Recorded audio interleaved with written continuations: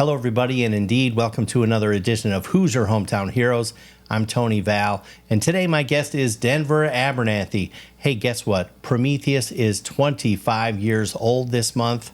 How did that happen? Where did the time go? Denver and I are going to take a trip down memory lane. I hope you enjoy our conversation. Who's Your Hometown Heroes is sponsored by Promethius Consulting. Promethius is Indy's most trusted name in outsourced IT support. Denver, thank you very much for joining me today. And my goodness, 25 years. I guess my first question, where did the time go? Does it feel just a blink of an eye to you? Not even that. Yeah, it's crazy. I don't remember most of it, but the parts I remember seem pretty fun. But yeah, it flew by. It has been fun, but now for me, I feel like there was some sort of turning point.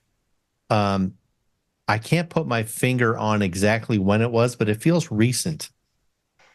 Somehow I flipped from feeling like, we have all the time in the world, the future is bright.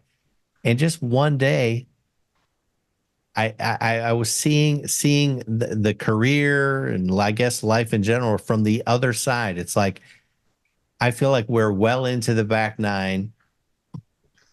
The thing that stands out the most for me is in the early days, how we were viewed as kids in the room with all of our clients.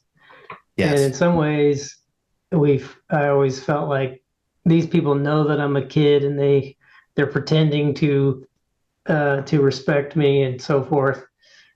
To today, where I'm oftentimes the oldest person in the room, and it's just hard to picture myself in that point of view. Yeah. Yes, and somehow it doesn't seem fair. Yeah. Much like I can remember being a kid, and every time every time we would go to our grandparents' house, we'd always hear the stories of so-and-so died and this other person died. And that was the update to my dad from my grandpa. And I feel like professionally now, thank goodness I can't really think of many people who have passed away, although there have been some, but professionally, retirement, right? So professional death. We've seen many of those. It's interesting I've been thinking lately about all the very, very nice people that we were lucky enough to work alongside for many years. And once they retire, you don't get to see them. Yeah, most of the clients that we started with are now retired. So isn't that something? And really just in the last few years, it seems like they're all retiring. So I'm happy for them. It's a little bit sad to see your longtime clients close up shop. So. Yeah, but I guess in another way, we should see ourselves as very lucky to have the opportunity to say, wow, we worked with these people such a long time, and now it's strange that they're retired or whatever. I guess they say most businesses don't get to operate a long time. So somehow that's true. And it's also, even if you do operate a long time, it probably is unusual to have your original clients, which we don't have all, but we had a lot of the clients we had when we opened the doors. So yeah, it's interesting. Yeah, very lucky. Over the years, people would ask me, I'm sure they would ask you too, hey, I want to work for myself. What's the secret? And I always kind of like to say that early on, you have to be very naive. You have to have no idea what you're getting yourself into. Yeah, it's definitely not something I usually recommend to people who have young kids. We had the advantage of not having families of our own at the time, and so we had all the time in the world, and we needed it. It's just 16 hours a day to begin with. And um, as you add employees, then it saves you time in one area, but then costs you time in another until you can find that balance.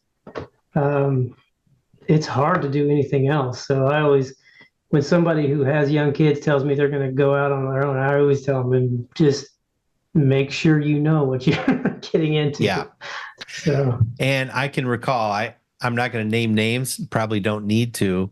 You can think of who I'm thinking of, but some friends over time would, I remember sometimes they would take both of us out for a beer or something like that. And hey, I want to work for myself. And one of the first questions, at least you think of in your mind, is, there's some young children there already. That's a big yeah. that's a big strike. I think the business is it is your baby there early on. Yeah, it's everything really. And some people I think are kind of born with that in them, and then others of us, you rise to the occasion because you can. And then I'm not sure if I had had small kids, if I would have been willing to give up the time with the children that it takes to bring the thing up to get to a level playing field. So it takes a long time to find the stability of it.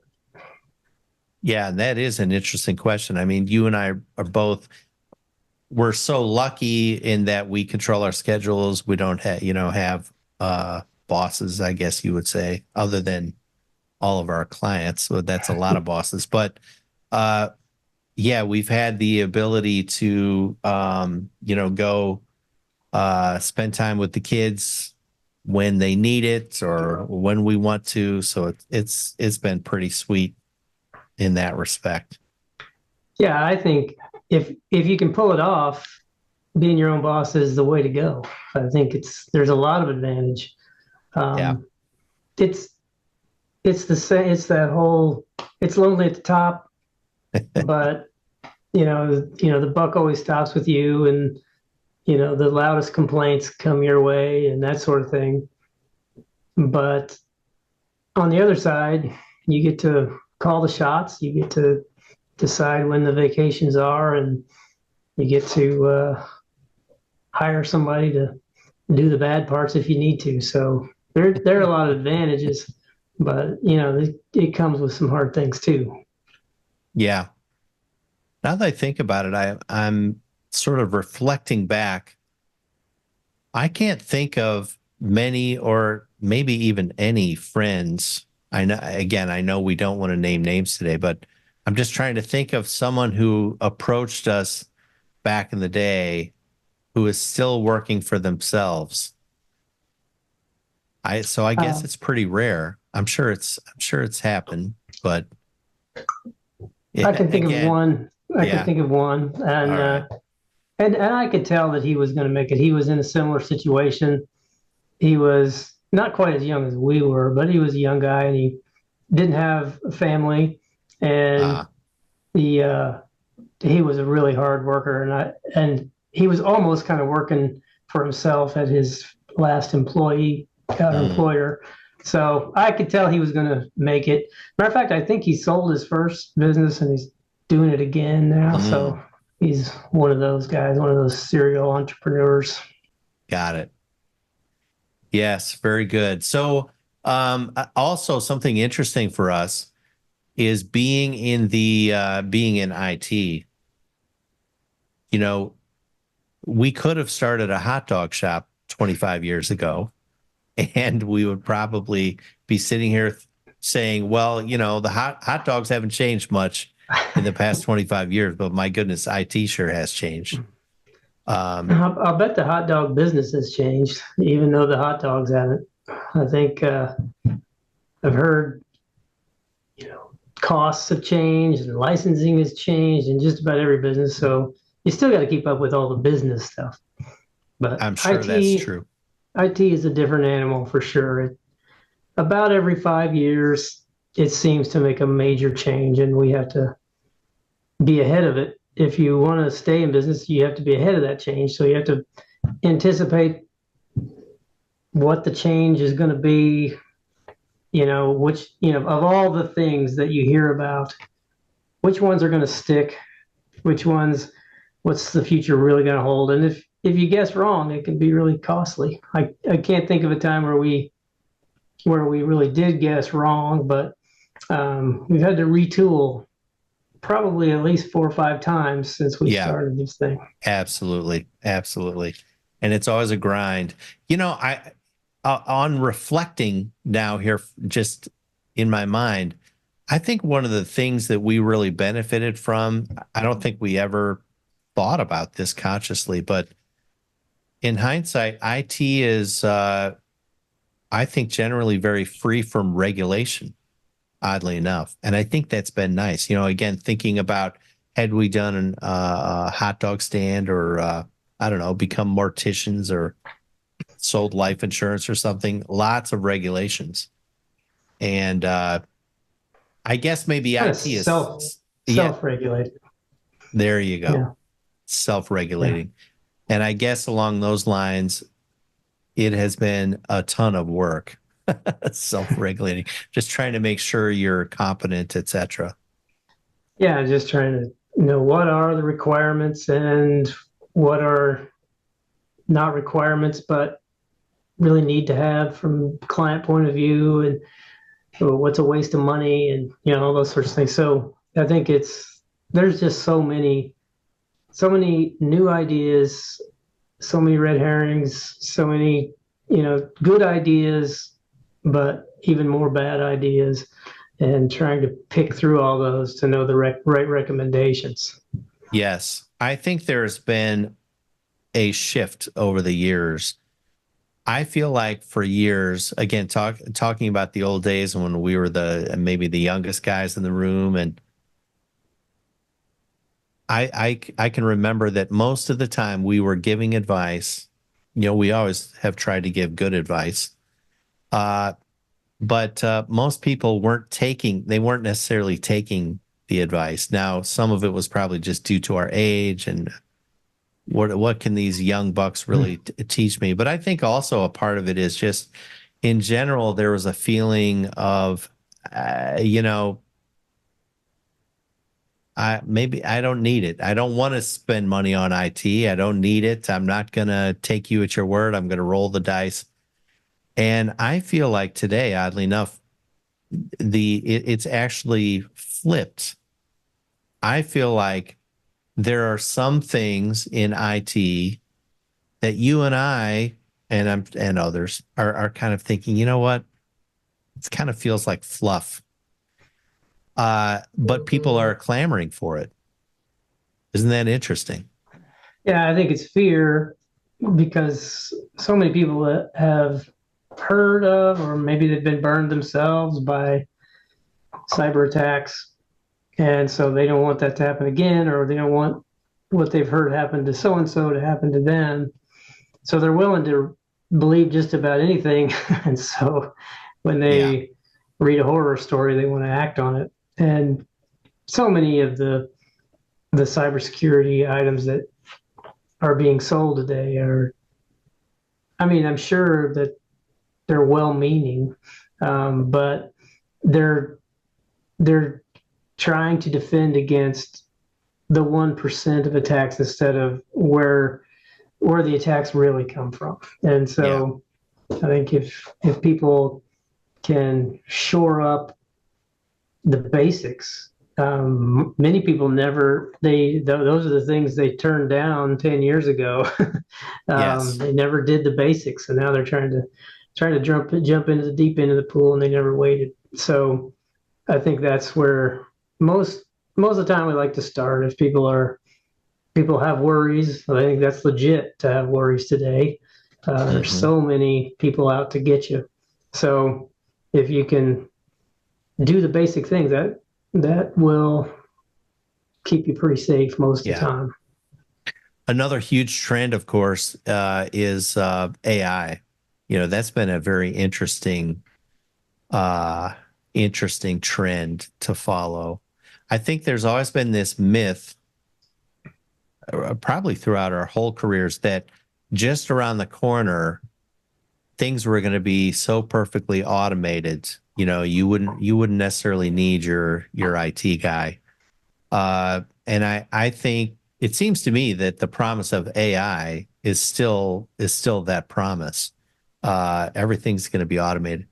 I don't know about you, but I think some of my early interactions with AI I've been less than impressed. Some I of think it's very impressive. it's impressive and it's fun, and I think you can see the potential.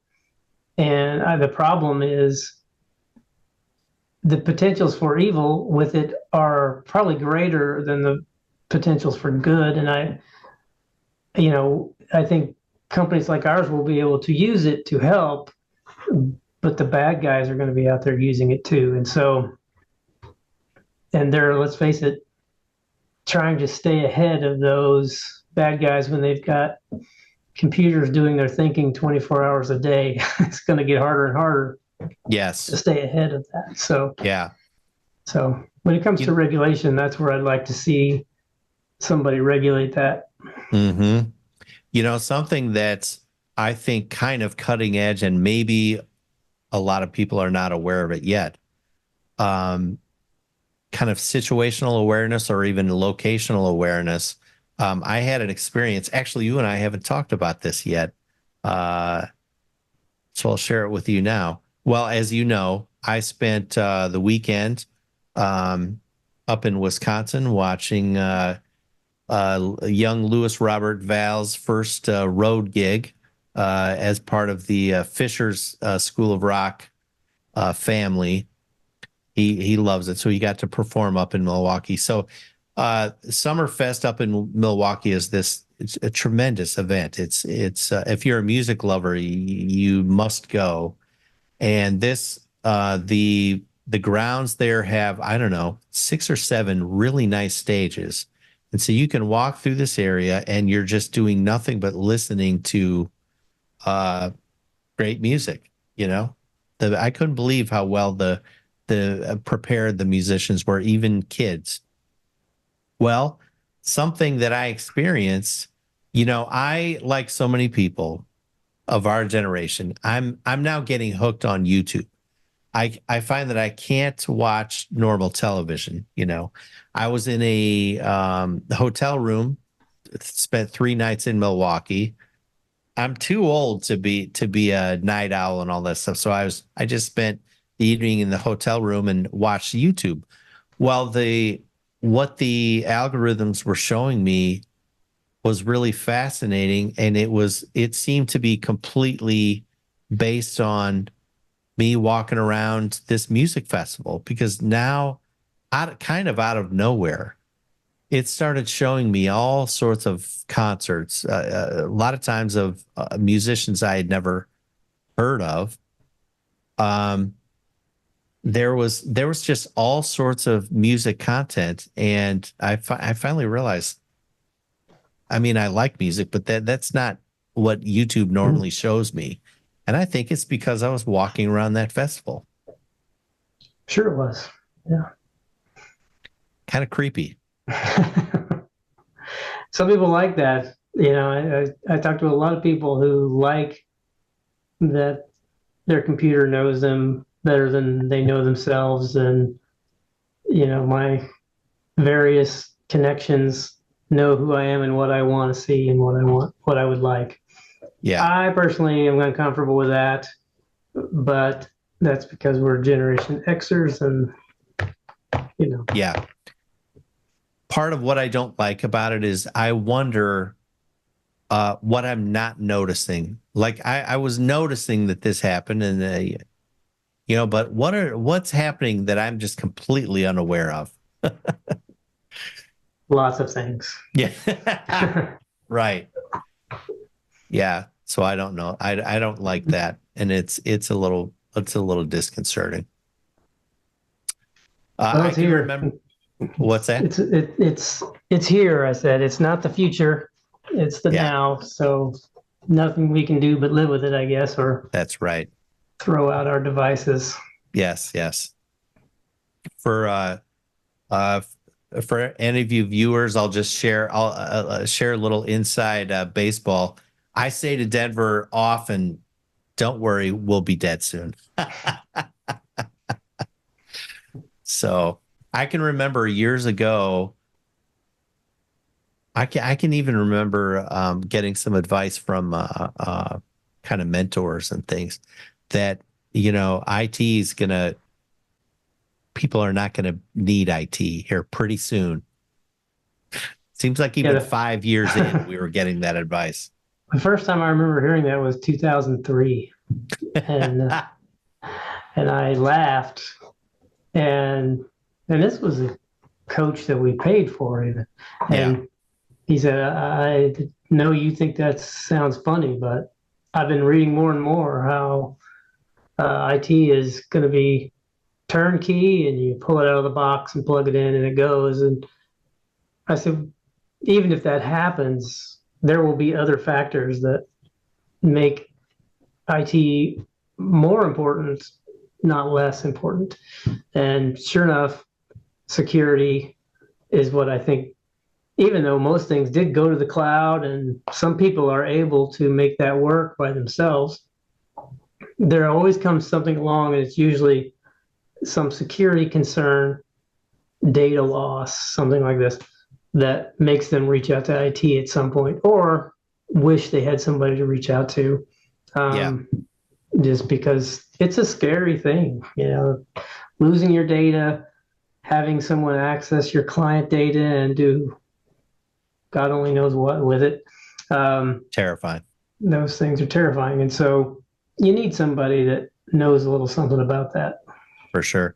I almost think that because things are so easy now, it has become easier for, let's say, a business owner to dig themselves into a much larger hole. People now think they can just go ahead and buy, well, and I guess technically they can buy their own equipment, set up their own network, and just kind of be IT people. And what they're lacking is experience. Yeah, And the hardware part is turnkey. Yeah. They were right about that. Yeah. But nothing resides at the local level on that hardware anymore. So Yeah. when you have your data scattered all over various cloud providers, that's almost as scary as having an unprotected server sitting in the closet. Um, you have an employee sets up their own Gmail account and then leaves. What happens to all that email? Did you Yeah. capture it, or is that person taking your leads and running with them? So there's all kinds of things that can happen if you don't plan your IT. And people oftentimes don't think about it until they lost the big client or the big opportunity because of it, or they found out that somebody locked down their data unintentionally, usually by leaving with a password, and they happen to be the one controlling because they set up the account, or they are the one who needed to make a change to the account at some point, and then they left and nobody thought about it. So somebody needs to be tracking where all this stuff is and making sure it's all protected. Hopefully, it needs to be consolidated, and that's where we come in. Usually these days we can be a big help with that. Yeah. And that's all experience stuff. And I think that falls under, you don't know what you don't know. All those scenarios you just painted are things that most business owners wouldn't think about until it's too late. That's right. So, yeah, that's unfortunate, but that's life, I guess. Well, 25 years. I'm not gonna. I think it would be wrong. It feels wrong to say here's to another 25. I think I'm not so sure that's what we should strive for. Yeah, I don't know. 25 more would be, that would definitely be stretching my limits, probably. But maybe for the organization, maybe Well, that's what hopefully, we yeah. should. Yeah, yeah. that would be super cool to I've thought, what is it? Hewlett Packard would be an example. There was probably a time where those guys, could they were out of the business, but they could say, my gosh, we started this thing. So Makes me think of the Office TV show with Dunder Mifflin, where they dragged him out of retirement to bring him in for something. I hope they don't do that to us. Bring us in to make some ridiculous point. yeah. We just need to make sure to be inaccessible. I think that's the answer to that. That's right. So, well, Denver, it's been a blast. It's been a great 25 years, and let's see what happens with the next 25. Yeah. Well, congratulations.